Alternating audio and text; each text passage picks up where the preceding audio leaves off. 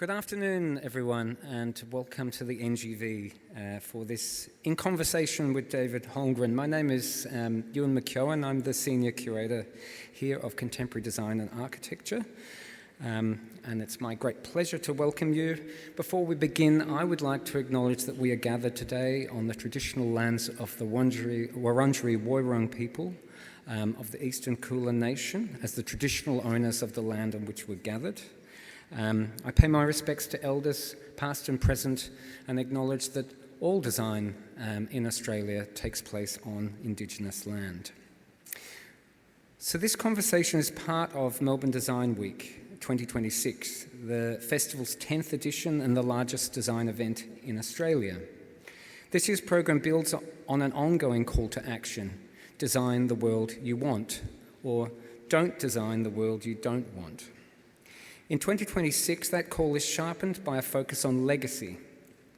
Not just what we create now, but what endures. What choices do we make today that determine what is possible tomorrow? Firstly, I'd like to take a moment to acknowledge our partners. This event is co-presented with two organisations: RMIT University, our Futures partner, through their Regenerative Futures Institute, which works to rebuild social, environmental and economic systems with Indigenous knowledge as foundational to that project, and the Symbiocene Institute, which translates Glenn Albrecht's philosophy of the Symbiocene into a designer's brief, building frameworks and communities of practice around designing in genuine partnership with the living world. We are grateful to both for the vision and support. This afternoon's conversation is a connected but standalone event. For those of you who were with us this morning for our symposium, it's 2100. Welcome to the Symbiocene. Thank you for staying. For those joining us now for the first time, let me set the scene. This morning, across 3 panels on culture, economy and technology, we asked a single question: what choices and values might get humanity into the Symbiocene by 2100? And what can we bring back from that imagined future to the decisions we make right now? We heard from designers, lawyers, economists, First Nations thinkers, system designers and philosophers. The conversation was rich and at times genuinely moving. At the centre of that conversation was a concept first proposed by the environmental philosopher Glenn Albrecht in 2011, the Symbiocene, from the Greek symbiosis, living together, an era that must succeed the Anthropocene. An era in which human culture, technology and economy are shaped by and in service of the web of life on Earth. Not a retreat from science or design, a reorientation of it. Glenn Albrecht is with us here today. The person we're about to speak to with this afternoon is someone whose work has been quietly building towards the same reorientation. We saw a connection, and it seemed a great time to bring these two people together in one place. David Holmgren is one of the most consequential design thinkers Australia has ever produced. I want to say that plainly because it is easy to underestimate a person who has spent much of his life working quietly at a property in central Victoria, growing food, building soil and thinking carefully about the future with his partner Sue Dennett. As a young man, David moved to Hobart to study design, and there, in what has been described as one of the most radical experiments in tertiary education in Australia at the time, he met Bill Mollison. Their conversations in the garden and in the field and around the kitchen table became the foundation of a book they co-authored and published in 1978. It was called Permaculture 1. He was in his early 20s, or 19, or something like that. What was permaculture? And what was it responding to? In the 1970s were a moment of dawning ecological reckoning. The Limits to Growth report had been published in 1972. The first oil crisis had shaken the assumption of infinite energy. Industrial agriculture was at its most confident and its most destructive peak, consolidating, chemicalizing, simplifying, extracting. The environmental movement was asking what was wrong with the world.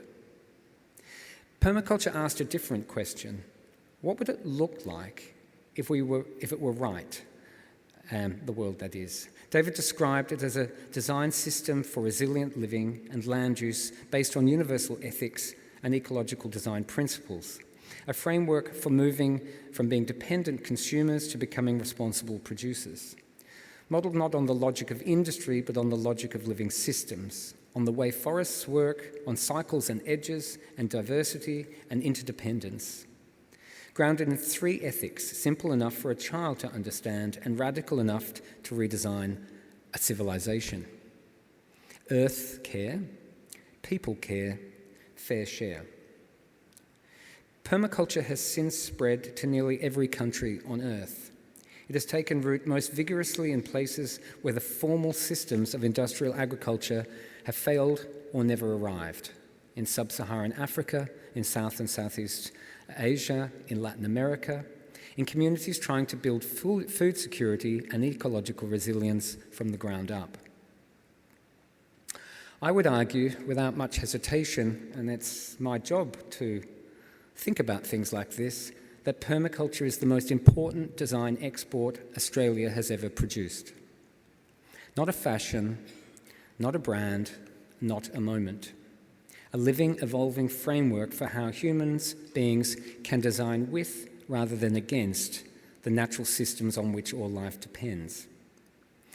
David has continued to develop that framework across 5 decades. His book, Permaculture Principles and Pathways Beyond Sustainability, articulated 12 design principles that have become a touchstone for practitioners worldwide. His future scenarios work mapped 4 possible trajectories for a world navigating energy descent and climate disruption. And his retro suburbia offered something remarkably concrete, a practical guide to retrofitting the way we live at the household and the neighbourhood scale for a world of reduced energy and greater ecological intelligence. What strikes me about David's work is that it has always operated on multiple scales simultaneously, from the design of a single garden bed to the design of a civilization. And it has always been grounded in a fundamental act of attention, looking deeply, slowly and carefully at natural systems to understand how they actually work and what they might teach us about how to live. That is precisely the disposition we need for the conversation we're about to have. Because today I want to talk with David not just about permaculture as a practice, but about permaculture as a way of seeing, and about what that way of seeing tells us about the road to 2100. Please join me in welcoming David Holmgren.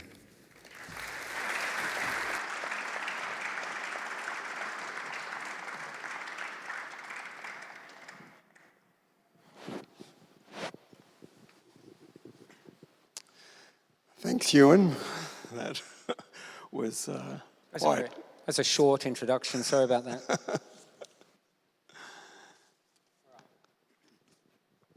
So, David, take us back to the beginning. You were a young design student in Hobart in the 70s. The environmental movement was young. The limits to growth were just being named. Industrial agriculture was at its confident peak. What was the question you were trying to answer, and where did permaculture come from as an idea?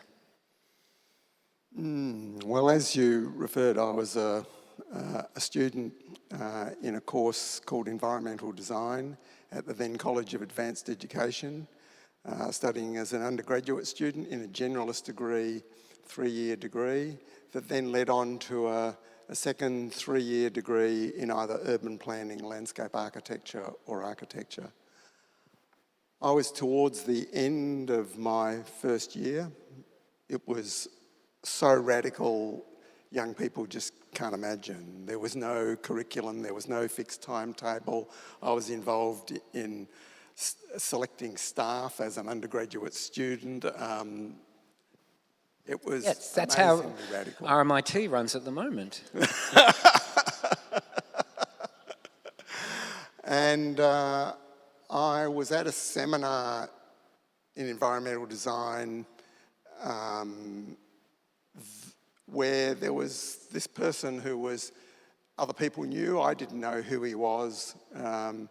And he made some interesting comments that I went up and had a talk to him afterwards. And I thought, this guy thinks holistically, ecologically, not like I'd already critiqued many of the ecologists I'd met as bit people, really zoologists and botanists, not really systems thinkers.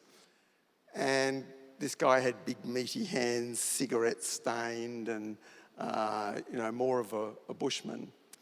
And as a result of that, I was also had my arm in a sling from a motorbike accident and was looking for somewhere to live. And he invited me back to his place, Bill Mollison.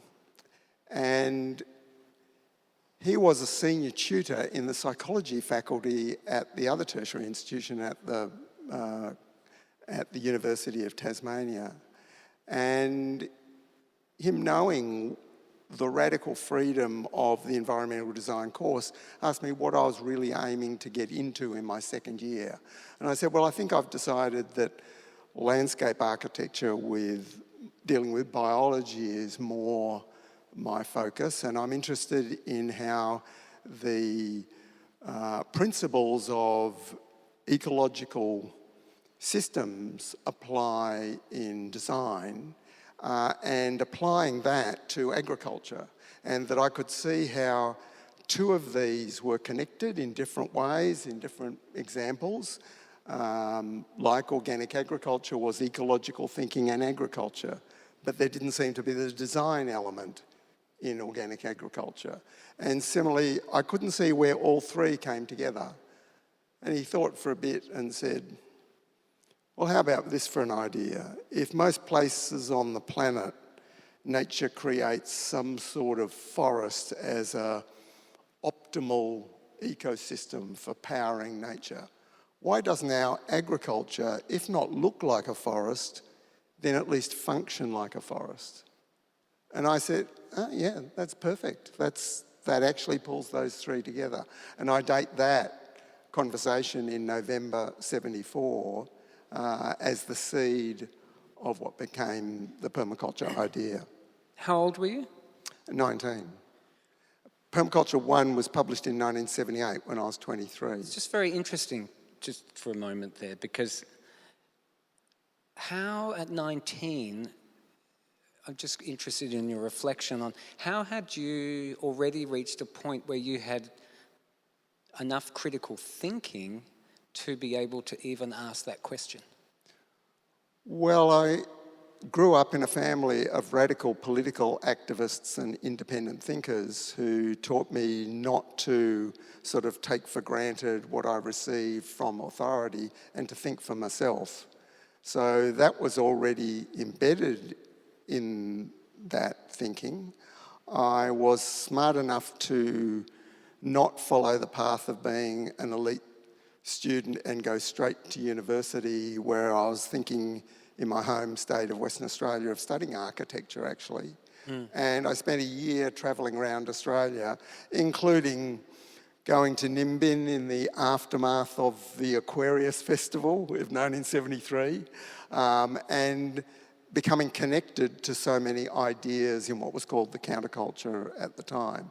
I mean, obviously there were other influences, but it was also what was going on, as you said, of the year after The Limits to Growth was published, 1972, which was also the same year that the Whitlam government came to power, the most radical reformist government in Australia, and the turbulent times of those years, and then especially that first oil crisis of 1973. So all of these ideas that led to 15 publishers approaching a cantankerous academic and a completely unknown graduate student wanting to publish the manuscript of Permaculture 1, it's hard to explain to young people that huge upsurge in all of these ideas. But you're talking about looking for that pattern. But if I draw you back to the question, but what was the moral what was the sort of moral question that you were trying to answer? Because it's a design problem, but it's also a moral seeking. So what were you actually searching for? Well, ethically? Ironically, Mollison and I, being a generation separated, he'd been 5 years at the forefront of environmental oppositional campaigns. I'd come from a whole life embedded in trying to stop the nuclear bomb, and the Vietnam War totally filled my childhood. My parents were at the absolute forefront of that campaign. I didn't have much to rebel against, like when I engaged in mind-enhancing substances in the form of marijuana and then LSD. I talked to my parents about it, even though it was beyond any scope of their experience. So I had very little to rebel against. But one thing that I did is I thought, we're not going to fight against the world we don't want. We're just going to go out and create the world we want. Design the world you want. Design the world we want. But also be the guinea pigs of our own ideology. So not just design it for someone else to do it yourself. Exactly. So that whole culture of when I met Mollison, and not just him, but all the people around him, it was so different because there was one thing, although my parents were very radical, if something went wrong with them plumbing in my family home, they rang up a plumber. When I met Mollison and his crew, like they seemed to do everything. Mm-hmm. And for me, as a person who was not just a big thinker, but practical with my hands, that was like incredibly empowering. This idea that we can build houses and build ocean-going boats, or we know people who we trust to do that, amazing thing. Mm. Let's talk about the principles, because so the 12 principles of permaculture, and correct me if I'm wrong, but I think they're right. Observe and interact, catch and store energy, obtain a yield, apply self-regulation, use and value renewable resources, produce no waste, design from patterns, not details, to details. Integrate rather than segregate, use small and slow solutions, use and value diversity, use edges and value the marginal, creatively use and respond to change. These are not gardening tips. They read almost like a philosophy of being in the world. Were they always that? Or did they arrive as practical observations that have become something bigger?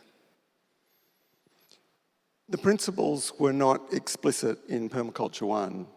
And even 10 years later, Mollison, in his encyclopedic designer's manual, there is all sorts of laws of necessitous use and different principles.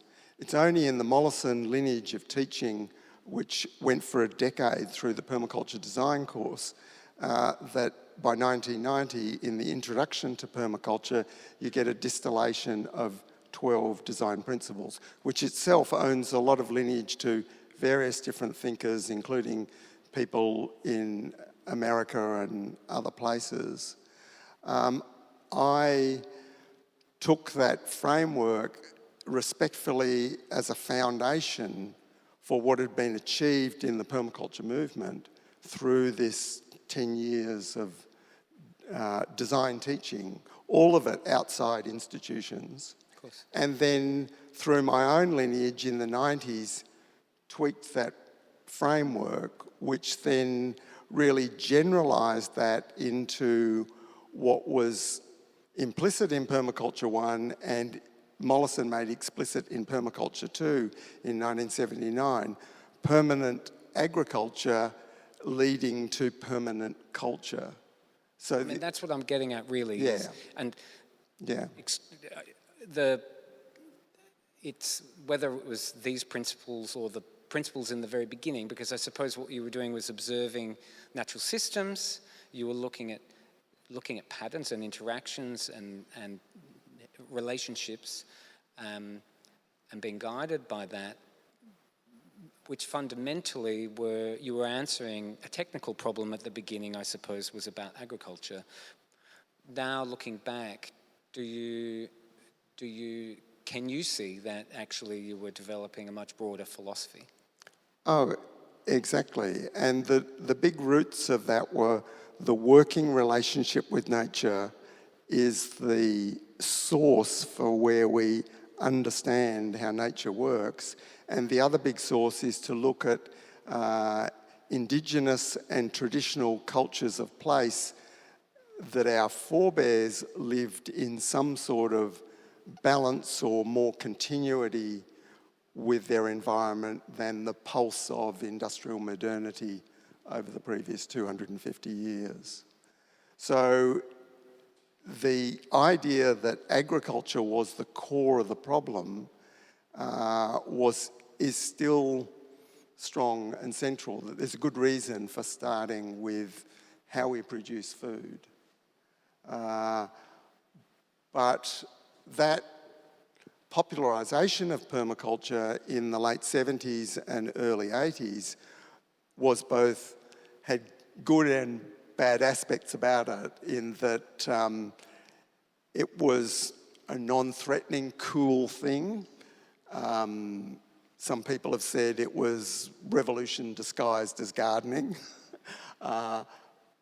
But that also meant it wasn't actually taken seriously in the deeper discourse about what came a decade later to be called sustainability. Can you just reflect a little bit? Because one thing that's interesting, I suppose, is at that time, in the 70s, we think about global agricultural production and the Green Revolution and the consequent, the vast scale of monoculture production, artificial pesticides, mechanization.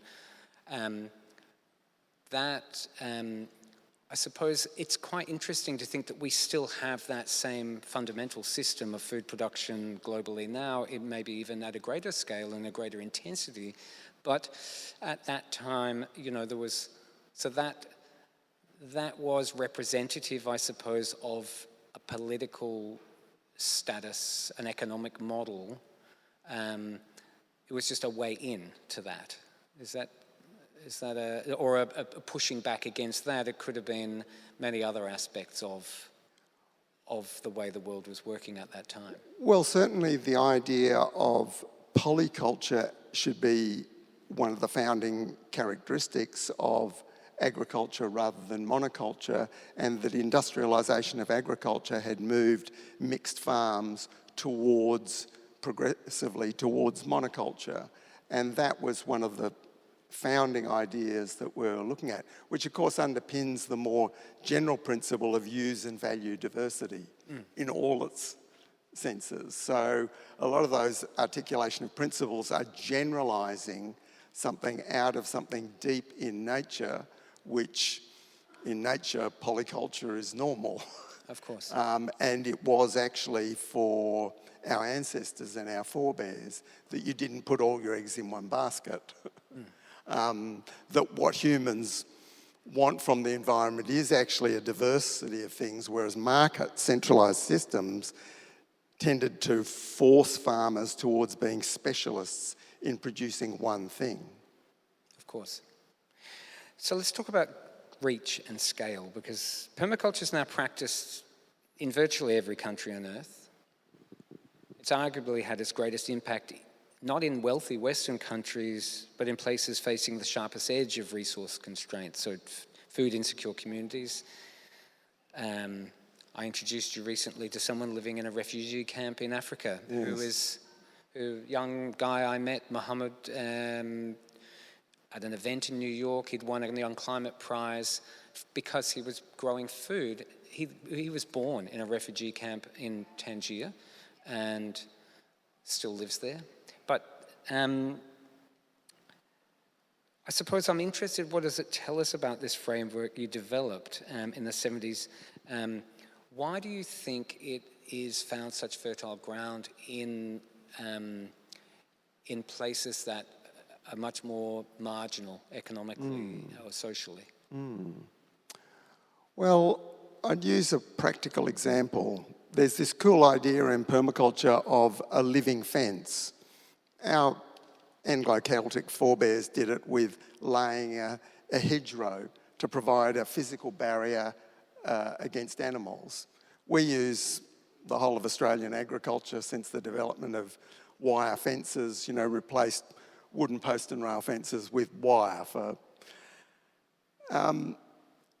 if you introduce the idea of, why don't we make living fences? Well, it's a lot of work, it's labour intensive, it's slow compared with going to the hardware store and getting some wire and some netting.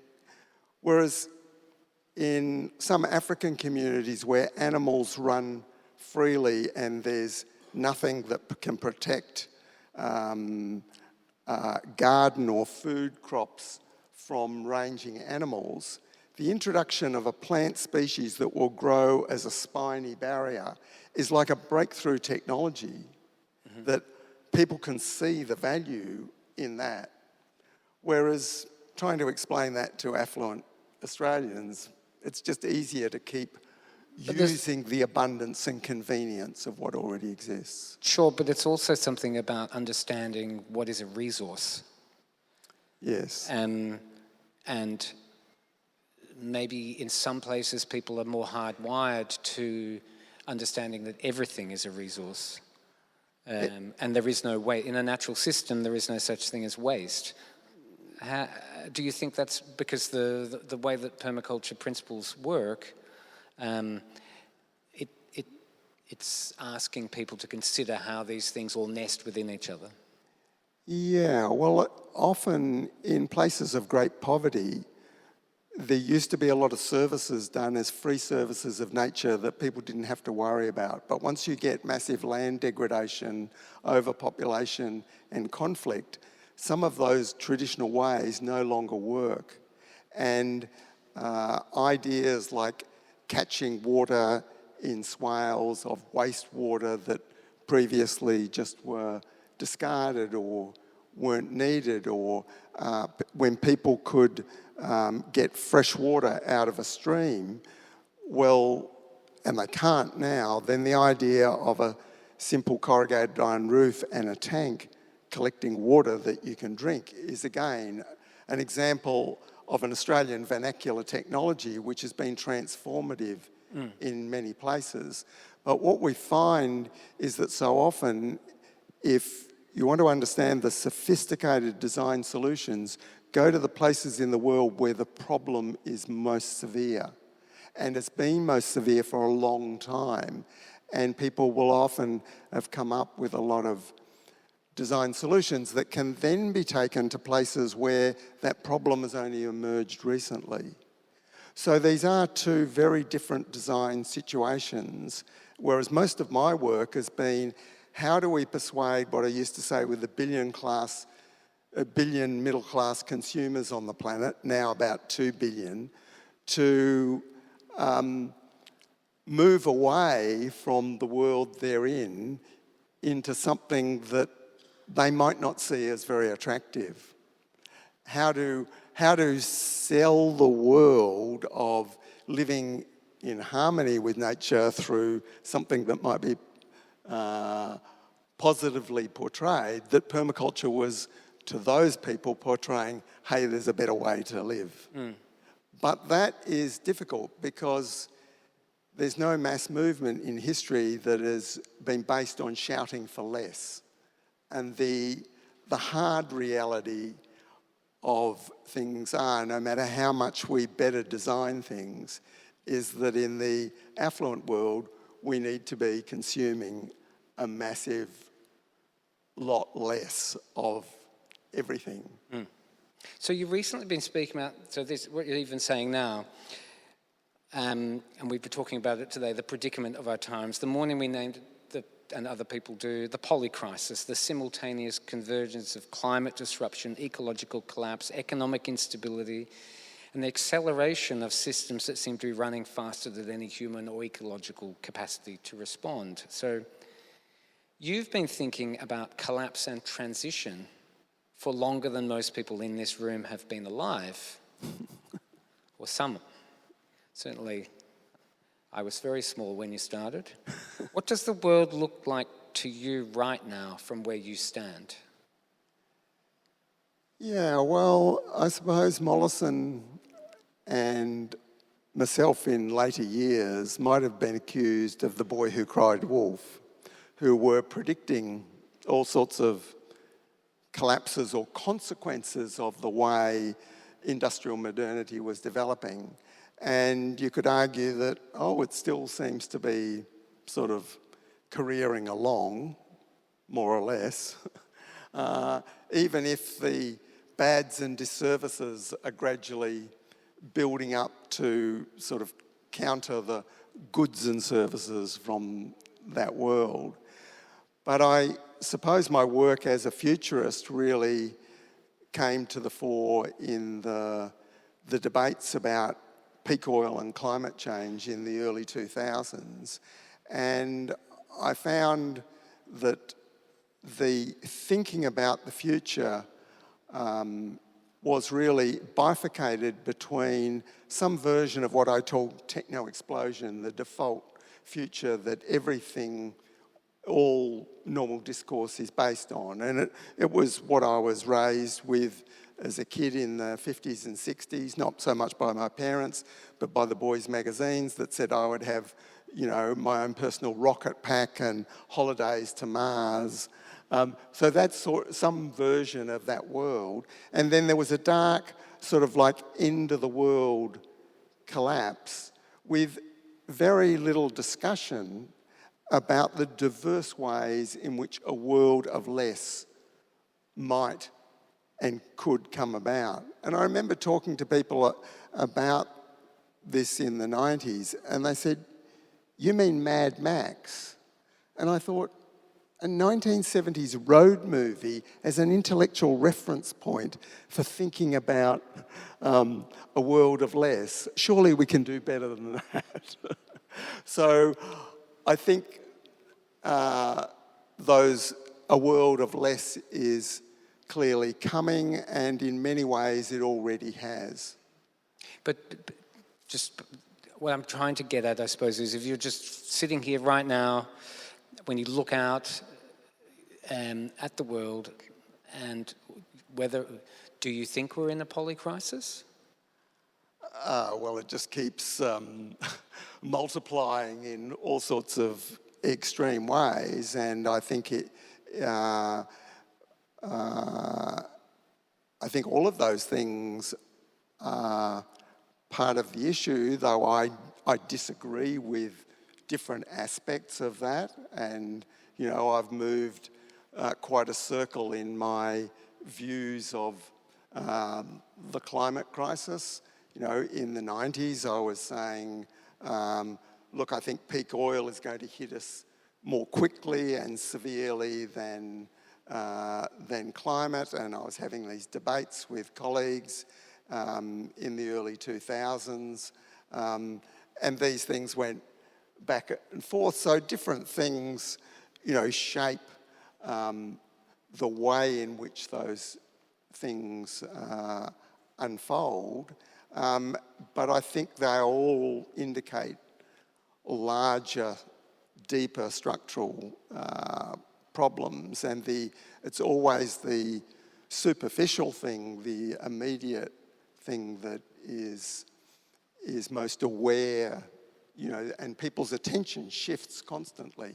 It's shifting back to energy now as a result of the Strait of Hormuz, and people discovering that diesel is what runs the world. Yes, we've been trying to say that for 25 years. Yeah. So let's talk about acceleration and deceleration, because it's probably a good segue to that. One of the most contested ideas in this space, and something we discussed this morning with a few speakers, is whether we can accelerate our way out of the crisis. So, as some people believe, whether AI, renewable technology, and the velocity of human innovation can outrun the damage. This morning we talked about the gap between human velocity and ecological time. So permaculture has always been, in a sense, a practice of deceleration, slowing down enough to observe, to learn from natural systems, to let things take their biological time. So is deceleration a political position? And do you believe it's achievable at scale? It's primarily an energetic position. If the net energy available to support systems is going down, then systems start to scale down. From globalisation, you get relocalisation, and things slow down, inevitably. So from an energetics point of view, that is actually a more fundamental determinant than any ideological or political commitment to that it's better for humans to have human scale and things like the slow food movement. But do you think it's a... That is in fact inevitably a political challenge to the whole notion that you deal with crisis by accelerating and developing greater degrees of complexity. So I think Tatner's work about the limits of complexity, where civilizations add another layer of complexity. I think Nate Hagen's podcast called The Great Simplification about the coming energy transition, whether that is positive or negative, how do we work to make that simplification, slowing down, positive? And so in my retro suburbia work, I've said people will be talking to their neighbours more, even if only because they can't get away from them. You know, so there's always these sort of like, how do you deal with realities of things failing, breaking down? How do you decide what not to do and to simplify? And then the other aspect of where we feel there's a need of urgency and this immediacy that requires big, bold action, then we should see if we can do that in our own lives. Be as radical, fast changing in what we do and see how it works. And that is my bold challenge to all of the mainstream climate emergency. We've got to have this huge top-down mass change. Try doing it yourself. But I think that let's talk about not doing it by yourself, because we'll get back to doing it by yourself. What does voluntary deceleration look like as a design strategy, say for a city or for a country? Yeah. Okay, so it's rebuilding the household and community non-monetary economies of reciprocity that all of our forebears took for granted as the foundation of a good economy and society, where the monetary economy was more the icing on the cake.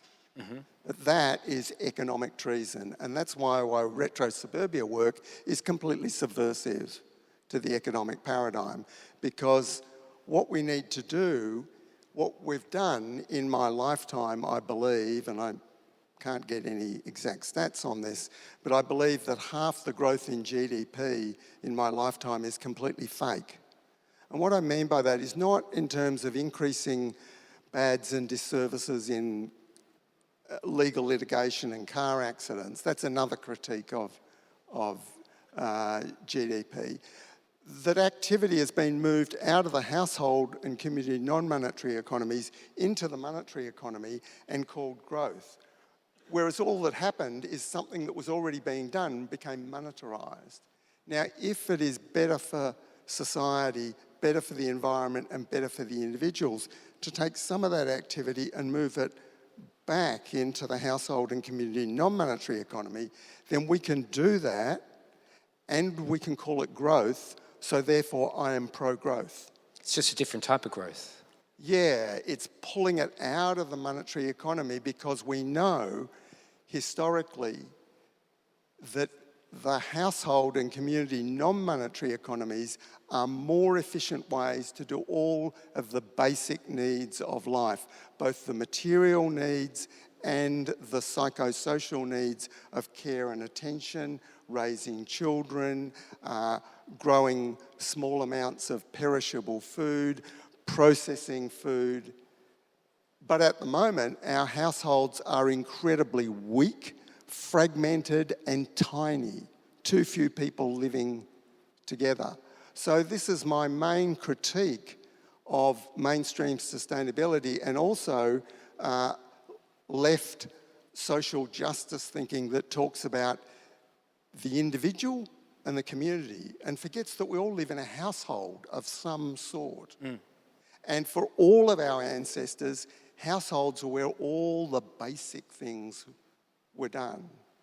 So that process is by far the most radical challenge and difference, I'd say, between permaculture and many articulations of sustainability. It really depends on what you mean by a household, because of course that's... Well, I use the term household deliberately rather than family, Yes. Because if you say family, then suddenly you get branded as some right-wing social conservative, even though all the evidence of history is that in tough times, people regather in larger households, and most of those households turn out to be extended families. But they could also All sorts be of other different... highly integrated multi-residential developments. Well, that's true, but as soon as we start to say that at the community level, and of course as a designer and developer of an eco-village and the association between permaculture and designed intentional communities in the affluent world is certainly very strong, there's still that other level down at the where we make decisions in different ways to formal structures. And increasingly in society, as soon as you step up into even an incorporated community group, let alone an owners corporation or something, we start to get into this straitjacket of what the larger society forces you to do. Whereas in our households, we are still free to do exactly what we want if we are bold enough to do it.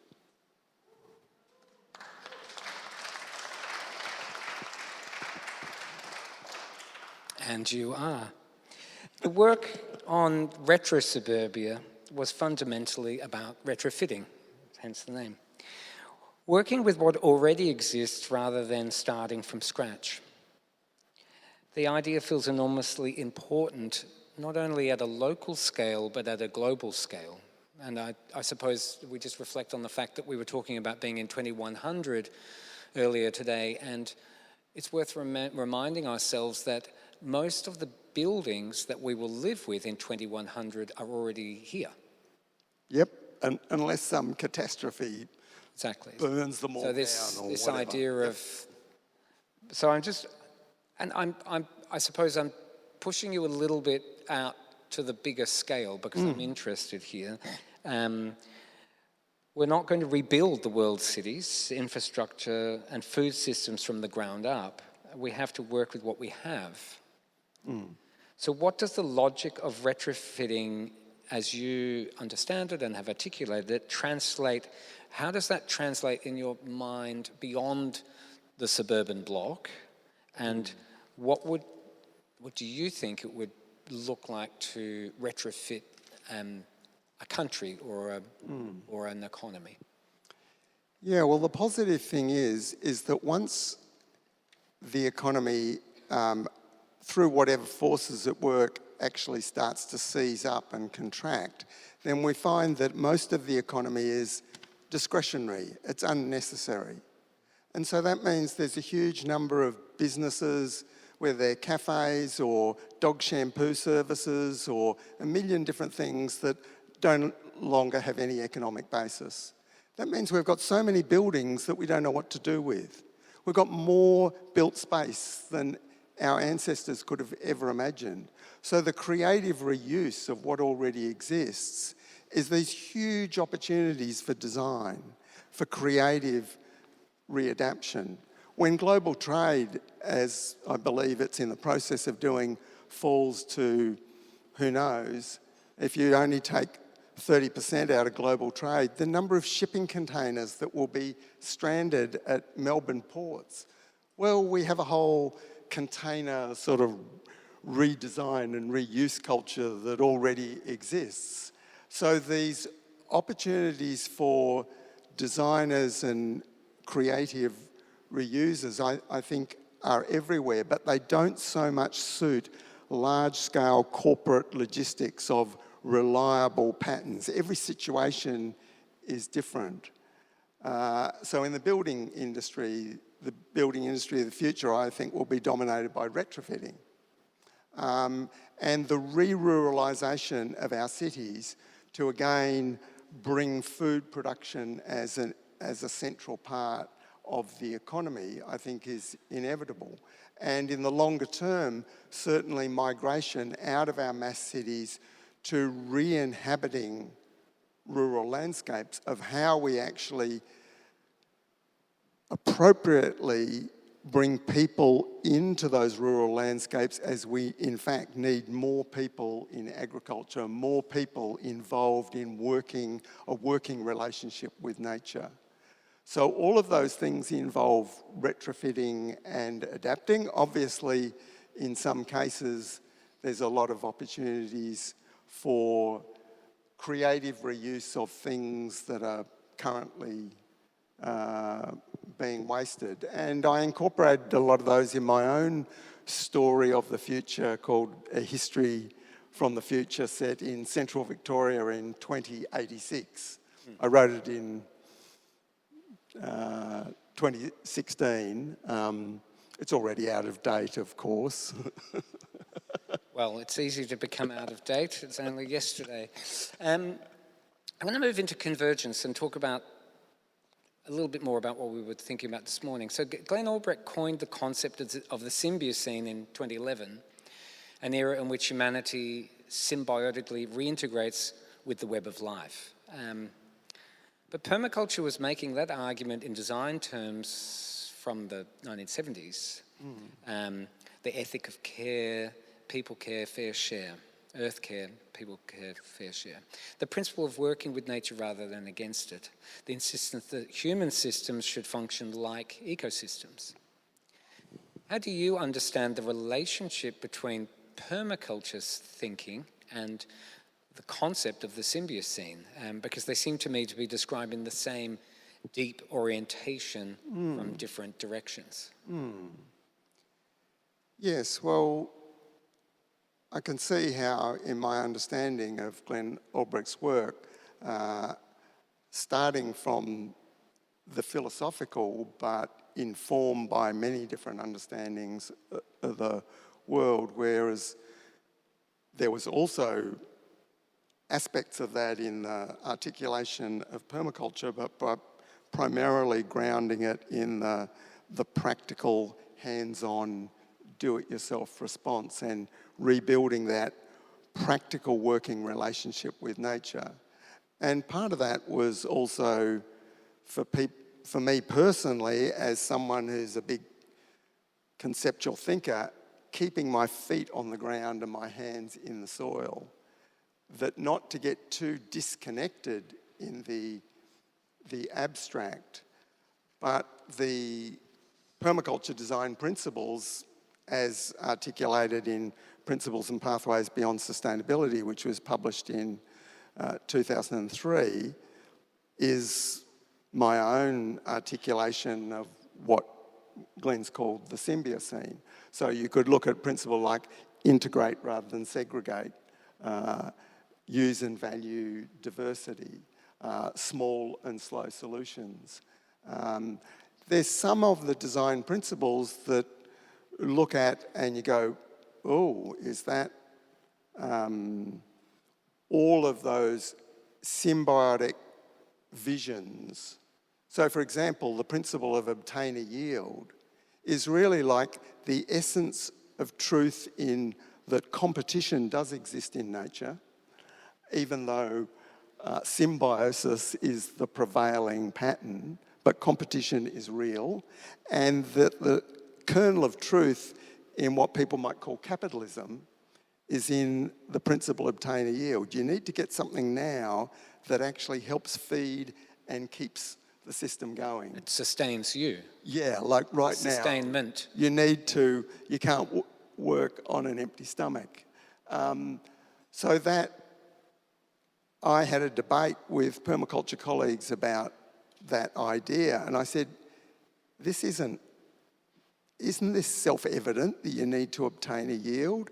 And the argument from colleagues was people are now so disconnected from their sources of sustenance and so removed that that small kernel of truth in what might call capitalism and society doing too much of obtaining a yield from its environment, that no, we don't want that. But all that is one principle in 12, which are like the spokes of a wheel where they're in tension with one another.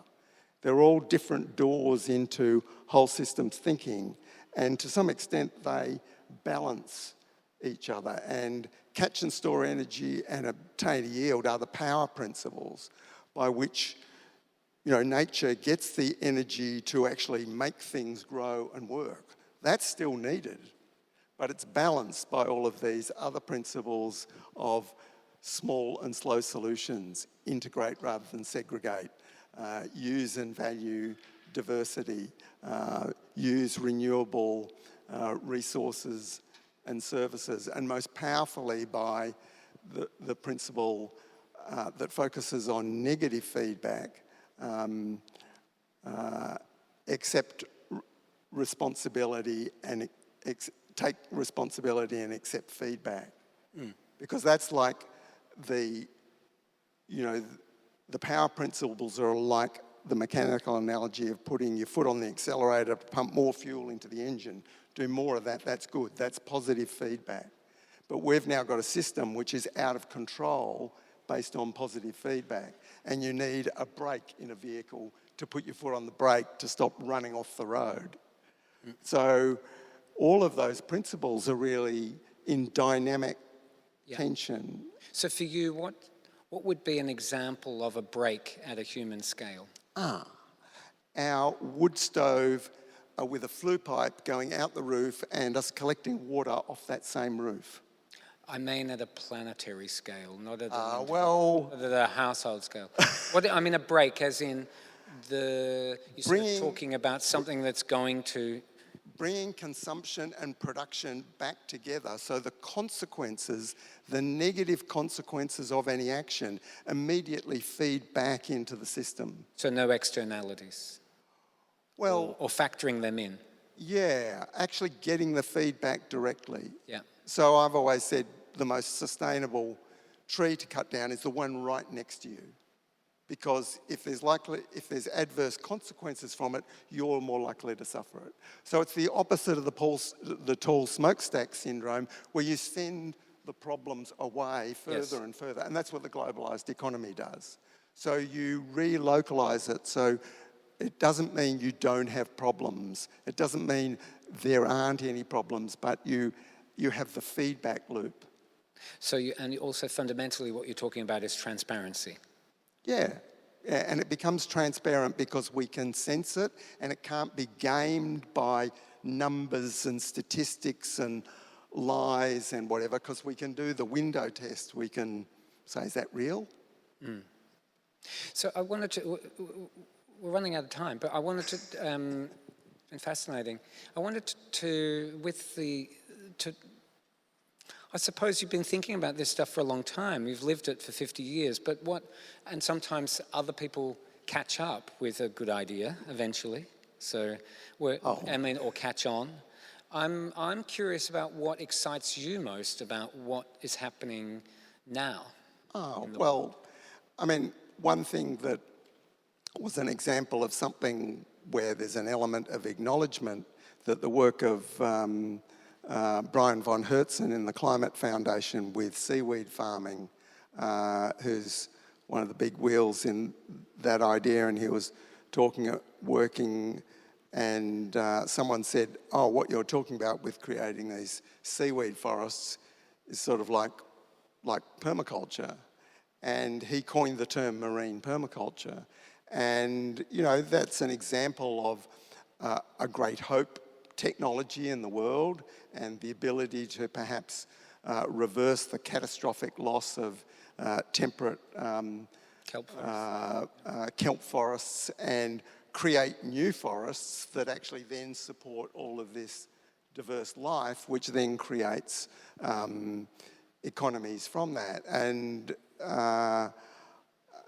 he and I worked together with a CSIRO scientist, Scott Spillis, to actually a paper in the peer-reviewed journal One Earth on permaculture design principles as a way to guide and govern the emergence of the blue economy.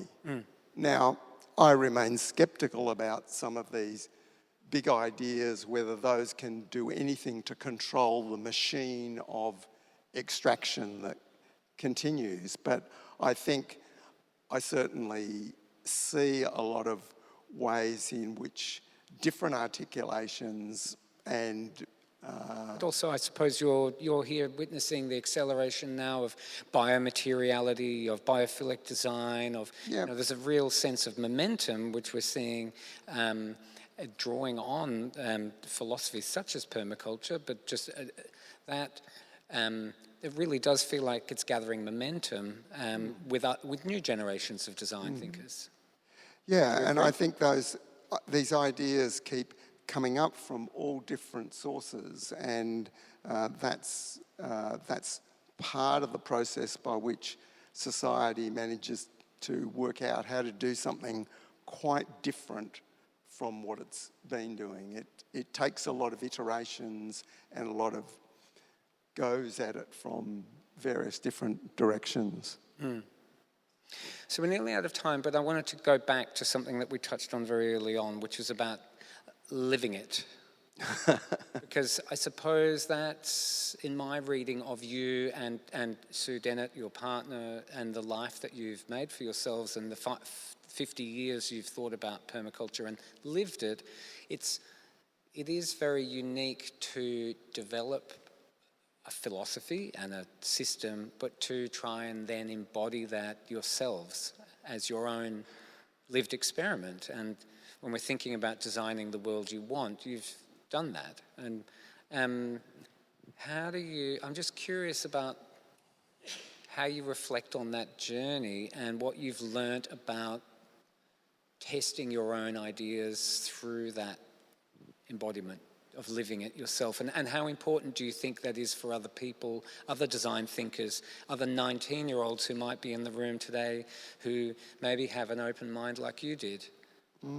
What is your advice as someone who's spent a life thinking about these things?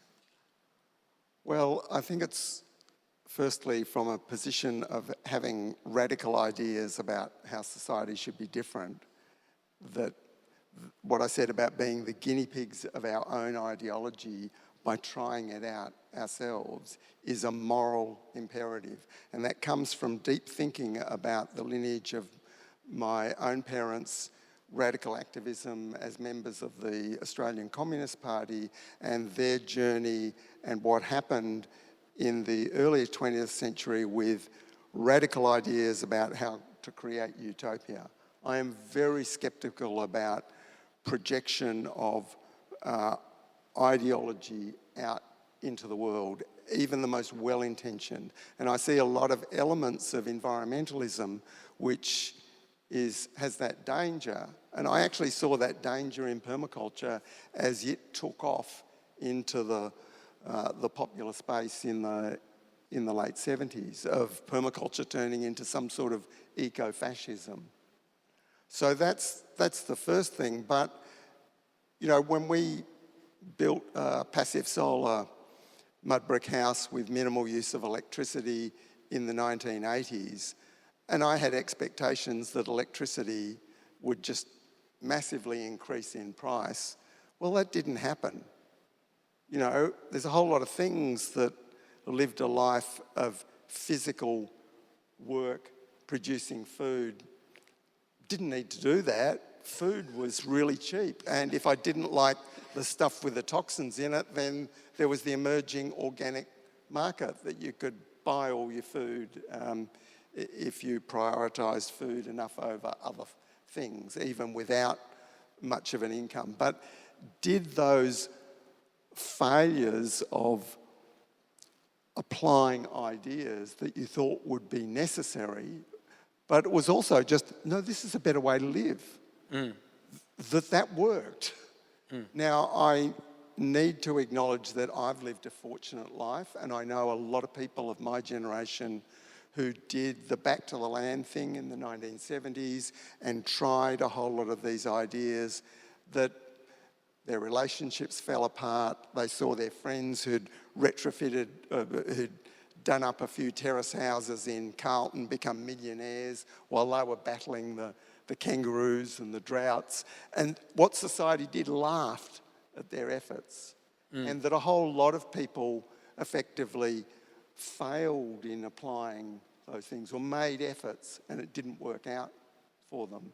And that they attributed those to their own failings or the failings of the ideas. But in fact, they were nested in what was happening in the whole of society. So I don't want to underestimate that difficulty of people choosing to take a different path from what society's forces and how it can lead to broken relationships and all sorts of things. But I can also see that some of us, it's been the power of actually, here's the living example of what you're talking about. And I think that has been as powerful as anything I've done in published books and influence around the world, is just the way Sue and I live. I've found it very inspiring. So we're out of time. David, you've been thinking about these questions for 50 years. This afternoon has given us really beautiful insight into how you think, and I think that's a rare and valuable thing. Melbourne Design Week's call this year is, of course, to design the world you want. And I think, certainly of people I know, your life is perhaps one of the most sustained attempts by a couple to actually do that. Not in the abstract, but in designing the systems of how your life would work and working with the grain rather than against it. And I'd just like to thank you for joining us. I'd like to acknowledge that Sue Dennett is sitting next to us, ready to sell books to anybody, your books and other books, if anybody's interested in getting one of those. And I stand by what I said earlier about design, about permaculture being one of Australia's greatest design exports ever. I think that interestingly, the resonance of permaculture and what it's achieved is much more palpable in other places, and that's often the case. But reflecting on that seed when it was birthed back then when you were a young man, it's very interesting, and I think an inspiring thing to reflect on in terms of the capacity of creativity and of design to find a new way, find a new path, and the diligence that you've applied to that process is amazing. So thank you so much. Well, thanks, Ewan, in your position for that acknowledgement. I wanted to add an acknowledgement that I didn't make about that fortune that I've had in that wild experiment that I've been on for 50 years and for 40 years with Sue Dennett, is to acknowledge the positive support and feedback I've had as a result of so many people who've done things with permaculture around the world, in Melbourne, which is really the centre of where the permaculture movement arose, even though the concept arose in Tasmania, and people who are in this room as well who've contributed to that I've been in that fortunate position of having been there at the beginning, that some of that positive response and reward has come back to me in many, many different ways. So I want to acknowledge that I didn't create, that so many people took these ideas and made it their own. Yeah, but you have to create the space for people to do that. So I'd like to thank our partners today, the Symbiocene Institute and RMIT University, our futures partner, and I would like to thank you as our audience. Without you, none of this would be possible. And can we all just say a big thanks to David Holmgren.